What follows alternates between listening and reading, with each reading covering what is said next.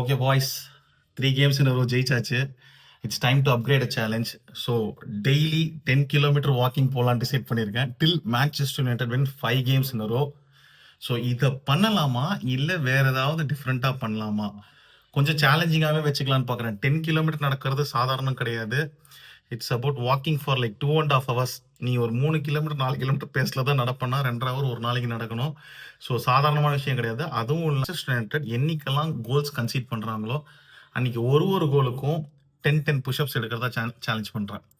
So இது பண்ணலாமா இல்லை வேற ஏதாவது பண்ணலாமாங்கிறத கமெண்ட் செக்ஷனில் நீங்கள் சொல்லுங்கள். அண்ட் பார்த்துருப்பீங்கன்னு நினைக்கிறேன், மோஹாக் வச்சாச்சு.